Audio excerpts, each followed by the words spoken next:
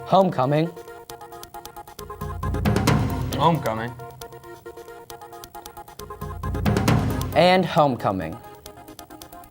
Also on the show, a look into a CTE class and the best costumes from this week. Right here on JDTV News.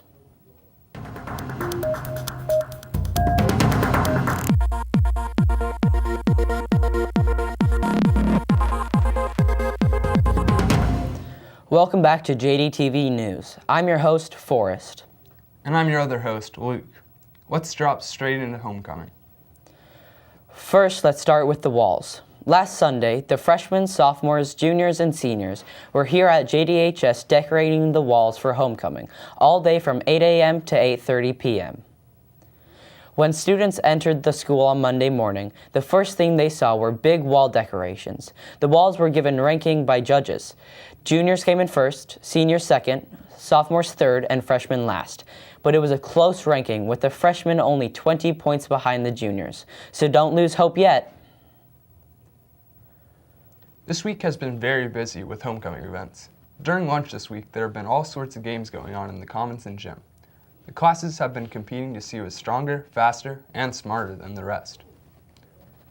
Here are the results of the games. Shockingly, seniors won the Hungry Hungry Hippo game and the Minute to Win It game, maybe to make up for the loss on the walls. Wednesday, the Capture the Flag game was canceled and moved to Friday's assembly. Thursday, seniors won another game, Kahoot. Don't forget to participate in the Human Foosball game during the assembly today. Spirit Change is an opportunity for students to raise money for Aware and the JD Library, but also to win your class points.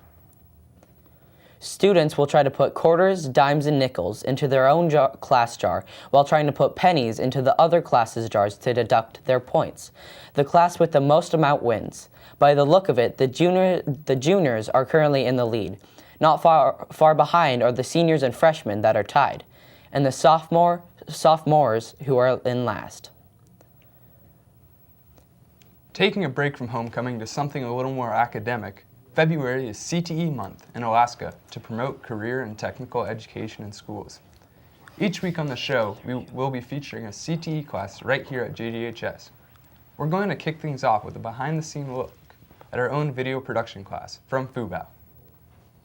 CTE's video production class in spring 2018 on every Friday at 8:45.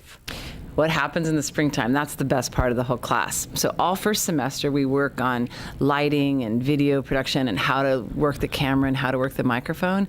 And then second semester we go live. Every Friday, JDHS TV News, that we report everything that's gone on that week. That's the exciting part. That's really why kids are in the class. And the fall semester, students learn the basics of video production and make some fun videos. You learn so many things in this class. You learn how to write scripts, you learn how to work a camera, you learn how to interview people, you learn how to use microphones, all kinds of video production, and you learn how to speak in front of a camera and be in front of the camera. It's a lot of things we learn. I'm enjoying this class. It's been very fun. I really liked the project where we had to make our own short story or a music video. Anyone can join the very fun class. It's a ball. Well, it helps if you're willing to, if you come to me already knowing a little bit about cameras and filming and like people that watch YouTube videos that kind of understand lighting, that really helps. But you could have no experience, and you've been experienced. You've been in this class for 4 years, and we have Miko and other kids who've been here before, so really anybody could join. I came to this class because I've always been interested in filming and filmmaking. Anybody can join. All you have to do is go to the counseling office and ask to sign up for next semester, and then you'll be on live TV. So live shows are excited and really cool. We talk about news, sports, weather, and even yourselves with your bios.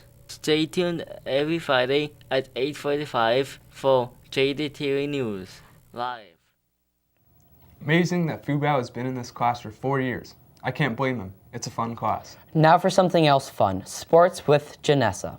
Thanks, Forrest. This week on sports, we'll head up way north.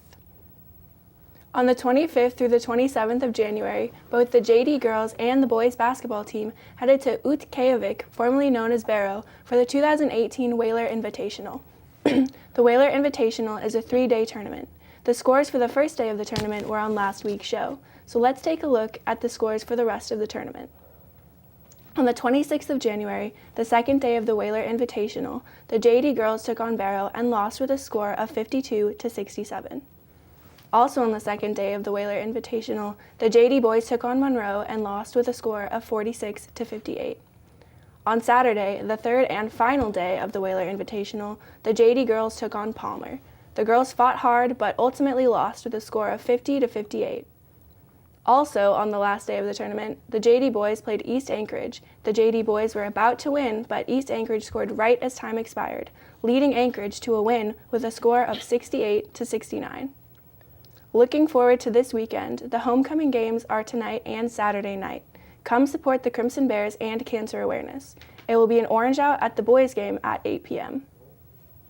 Saturday night, it's orange out for all the students to spread like the color of like leukemia. Also, we're doing a little fundraiser. I think we're selling socks that are orange, and they have a strip for leukemia, and they have, I think, KG for Kevin Gamayan. The socks are for sale for a suggested $20 donation, and supplies are limited, so be sure to get yours quick. That's all for sports. Thanks, Janessa. Can't wait to see all the school spirit at the games this weekend. Now for the calendar, where we dive into next week. Today is theme day. There's a homecoming assembly this morning. Girls basketball plays against West Anchorage High School at 6 p.m. and boys basketball plays Thunder Mountain at 8. Don't forget to wear your class colors to the games. Freshmen wear white, sophomores wear black, juniors wear red, and seniors wear all the colors. On Saturday, there is a girls' basketball game against West at 6:15 p.m. and a boys' game against Thunder Mountain at 8. These games are orange outs. Don't forget to wear orange for cancer awareness. On Monday, February 5th, our jazz band returns from Southeast Jazz Fest. There's a site council meeting in the library at 5. Homecoming results will be in by Monday as well. We'll finally know who the best class truly is. On Tuesday, February 6th, there is a public forum on the school district's budget at 6 p.m. in the JDHS library. Be there and make your voice heard. That's what's in store for us this next week. But turning backwards in time, this week we got cold bones with 27 degrees Fahrenheit weather. But what's up next? We turn to Olivia for answers. Thanks, Forrest. This weekend is looking pretty dull for the weather. Some heavy winds are drifting in from the west, and we have a high weather warning in effect with up to 60-mile-per-hour winds. Today it is mostly sunny with a high of 19 and a low of 9. Better bundle up. Tomorrow it warms up a bit with a high of 21 and a low of 13. The sun gives a slight appearance with mostly sunny skies. Sunday we get colder again with a high of 23 and a low of 16. We'll get a little sun with a partly cloudy forecast. That's all for the weather. Back to you, Luke. Thanks, Olivia. This homecoming week, JDHS students brought it with some incredible costumes, from the wacky to the jaw-dropping. We really wore our spirit on our sleeves. Let's take a look.